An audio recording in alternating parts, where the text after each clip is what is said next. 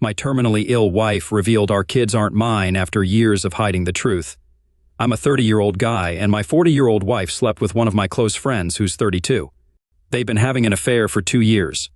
I found out that they've been having an affair through our daughter who's 8. Wait, what? I found out they've been having an affair through our daughter who's 8. Excuse me? My daughter let it slip when I was doing homework with her. She said that my close friend, Edgar, keeps coming around while I'm at work. Oh, you don't mean they're having an affair with our daughter.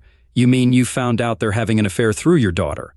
Buddy, you've got to worry about your phrasing here, all right? Words matter.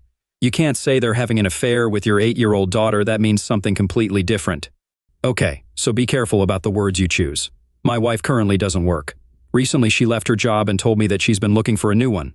Without being too suspicious, I asked my daughter what they do when Edgar comes over. She said that she doesn't really know. They always spend a lot of time in our bedroom, and all she can hear is them laughing. While my daughter might not understand, I know what might be happening behind that closed door. My wife put our kids to sleep, and we exploded into a huge argument in the living room. But instead of including our daughter, I lied and said that a neighbor mentioned noticing Edgar's car around often. She began by lying, saying that our bedroom sink recently broke down, and she needed help repairing it. I knew that she was lying because it barely made any sense. Then she started crying and told me that it's been going on for the last 2 years. Her reason was that I'm too emotionally distant, and we didn't do it for a while.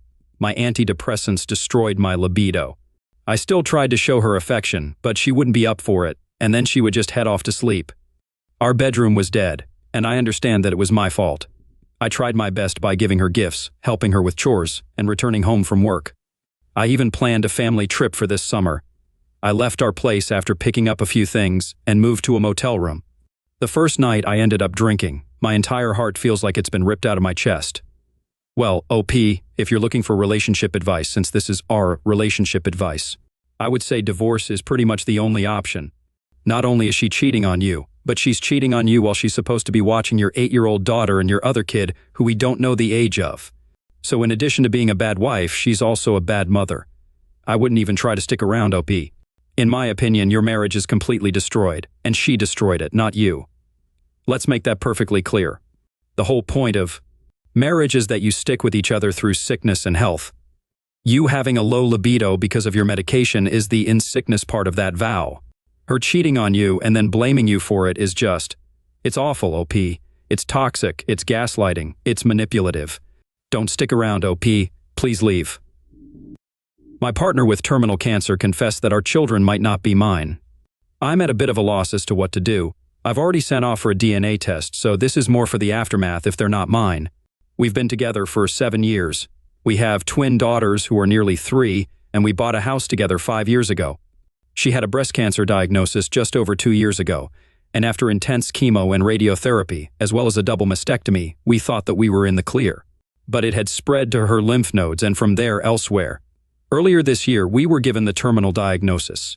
I've been doing everything to make her as comfortable as possible, and I quit my job late last year so that I could look after her and our 2 kids better. Her parents live nearby, so they've been helping, but they're quite old, so it's been difficult for them. We were sitting in the sunshine this weekend together while the girls were with their grandparents, and she just started crying and talking a mile a minute. The gist of it was, after we bought our house, she started talking to her ex because I was always busy with work, and she was lonely. They grew closer, and they used to meet up quite often, which then led to things being rekindled. They'd been sleeping together for 6 months, which has led to the confusion as to who the father could be. When I asked her when she stopped things, she said that she didn't. After her ex-boyfriend found out that she was pregnant, he ghosted her, and she hasn't heard from him since. Maybe the shock hasn't hit me yet, or maybe it has, but I'm at a loss. My first thought is to run away. If the girls aren't mine, I'm not sure if I can be a father to them if she's gone because I'll always hold that resentment against her, and it'll impact my relationship with my kids. I know the children are blameless, but I can't have a relationship with them if they're not mine, and I think they're young enough that it's better for me to leave. OP posted an update. I received the DNA results this morning, and they've confirmed that the kids aren't mine. I've been staying with a friend since then, and I haven't been back to the house. She sent me a lot of messages and left a lot of voicemails, but I haven't replied. I know her parents are currently staying with her, and her sister is flying down to help her as well. I've got an appointment with a lawyer this afternoon to make sure that I do everything correctly. Getting my name off the kid's birth certificate seems easy enough. but I just want to make sure that I do it with proper legal advice. It's been a very tough weekend, but I think it's for the best to no longer be a part of their lives at all. I understand that the kids are blameless, but I will always hate their mother, and I don't want to tarnish their relationship with her or any memories they may have or my relationship with them. I love them both dearly, but the hatred I have for their mother currently outweighs that. I've sought advice from elsewhere, and they're young enough that they won't really remember me that much, if at all. She and I are not married, so it's just a case of walking away. The mortgage is more difficult because I'll have to continue paying for that for the time being, but I'm speaking to our life insurance provider about it. And happy to leave the house to the kids. Essentially, I just want a clean break. Man, this is a lose-lose-lose situation. And okay, I know that a lot of people are going to trash on Up for walking away because they'll say, hey, the kids are victims. The kids aren't responsible for this. Or why punish the kids? But the thing you've got to remember here is that OP is a victim too. Arguably, OP is the biggest victim here because his wife cheated, his wife died, and he found out that his kids aren't his kids. So he literally lost his entire family in just one conversation. And oh my God, OP, your wife is utterly disgusting. She cheated on you for half a year. She didn't break it off. She had to get dumped for the cheating to stop. She bore someone else's kids, and then she held that secret for years. And then only as she's dying as her final act, she drops this bomb on your life and her kids' lives just so that she can die with a clear conscience? It's like, who cares if she's ruining her life and the lives of her children, as long as she gets to die with a clear conscience, right? I mean, yeah, she should have told you the truth, but she should have done this years ago, not now after you formed a loving relationship with these two kids who aren't yours. Anyways, OP, I feel sorry for you. I feel sorry for the kids. I feel sorry for everyone except your cheating wife. The next story, where OP finds out that his hot neighbors are swingers. I'm a 25-year-old guy, and my 24-year-old wife has been acting strangely after finding out about our neighbor's lifestyle. Last year, my wife and I moved into a new house. We never could have afforded this house, but her grandmother left it to her in the will. It was a blessing. We could have sold the house and bought a much cheaper one, but we hadn't really put down roots yet. My wife Amy had a little bit more trouble finding a job locally than I did, and originally our shifts were a little bit weird. But after a few months, things worked out and we both managed to get on similar schedules. During that time, my wife made the acquaintance of our neighbors when she managed to forget her house keys in the morning and was locked out. They waved her over and let her come inside to hang out with them while she waited for me to get home. They've been very friendly with us ever since. Later that week, we were invited over to meet them, and that was the first time that I met them in person. I sort of had to stop my jaw from hitting the floor when I saw these people. Ray and Maria were almost out of a movie. I wasn't exactly surprised to find out that Maria was a model. Ray does something in textiles. I don't know exactly what, but he seems to make a lot of money. As it turned out, Ray and I hit it off, and so did Maria and Amy. They became our go-to friend couple in the area, since we didn't really know anyone, and we met their circle of friends.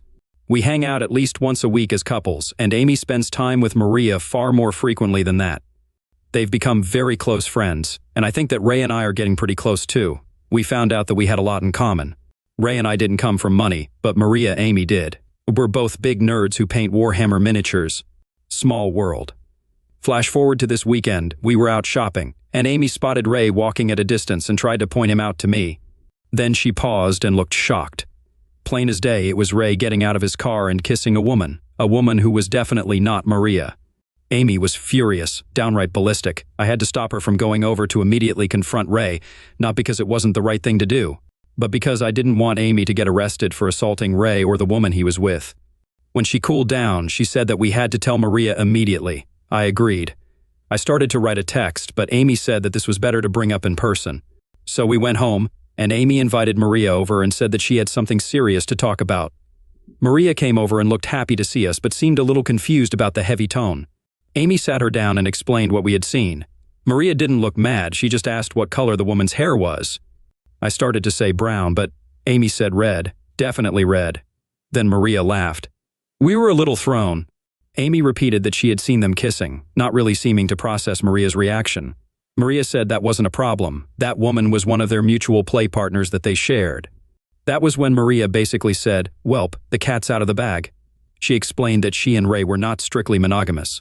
Sometimes they had singular partners that they played with together, and sometimes they partner swapped. Sometimes they did other things, but always with each other's consent, and with both of them having veto power over the other's partner or shared partners. I was genuinely surprised, and so was Amy. Maria thought that our reaction was sweet but also hilarious. She mentioned it to Ray, who also thought the same thing. He came by later with pizza and wine, and we ate dinner together. He said he was relieved that we had told Maria, and that it was also a bit of a weight off their shoulders that they didn't have to keep walking on eggshells about their lifestyle. I asked why they'd kept it a secret. Ray explained that they had ground rules and lines that they didn't cross. They tried to be careful in explaining their non-monogamy to monogamous people because it could come across as an invitation. This kind of thing wasn't for everyone, and it might be seen as trying to push their way of doing things on people who were perfectly happy with what they already had. Naturally, we had a few questions, and they were very comfortable answering them. Amy had a lot more questions than I did. Later, when Ray and Maria left, Amy and I had a good laugh about the misunderstanding. That's when Amy asked me if I thought that Maria was attractive. This felt like one of those, "do I look fat in this outfit?" questions, so I said no. She quirked an eyebrow at me with an expression that said, "Really?" After a little more badgering. I eventually said that she was attractive, but not the person that I was married to. Then I asked her if she thought that Ray was attractive, and she said yes. We laughed about it, and I thought the conversation ended on a pretty good note. Here's what's bugging me. Over the past couple of days, she's asked me several times if I thought that Maria was attractive. I already gave her an honest answer, but that's when I really started paying attention. She's also had that deep-in-thought look on her face. At first, I was worried that she was concerned that I would want to go be swinger buddies with Ray and Maria, so I assured her that wasn't the case. Today, when I got home from work, she was over visiting Ray and Maria again. When she got back home, she once again had that deep-in-thought expression that she sometimes gets when she's thinking. I asked her what it was, and she said it was nothing. She was just still surprised about the whole thing and felt guilty about freaking out when she saw Ray kissing another woman. I know my wife well enough to know that that is not all of it. She's not going to say anything more to me, though, until she's thought it all out, but I know that she will eventually bring up what she's been thinking about. I'm asking for advice because my mental processing power is kind of stretched just accepting that our friends are swingers. I've never been in this situation, and neither has Amy, so I can't really read her reaction to it, and I have no idea what she's going to say. But I'm already basically neck-deep mentally, so I thought I'd ask you guys for advice about what my wife could possibly be thinking. I don't want to screw this up. Thanks for reading this far. If you're puzzled by this situation, trust me, I am too.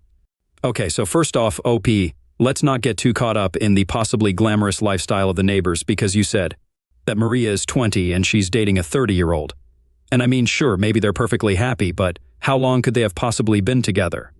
Like maybe a year? 2, max? Hopefully 2 max, right? Let's hope that when Ray was 27, he wasn't dating a 17-year-old, right? So just because they seem to be like a perfectly happy and loving couple, I mean, you never know. Don't get too caught up in the glamorous appearance of what their lifestyle might actually be. Just focus on your own wife. The two of you need to focus on your own life, your own worries, your own problems. I mean, before you knew that your neighbors were swingers, were you deeply concerned about your neighbor's sex life? Probably not, right? So why change that? I can't really speak to what your wife is thinking, but let me leave you with this advice. Do not shack up with your neighbors. That will almost certainly end badly.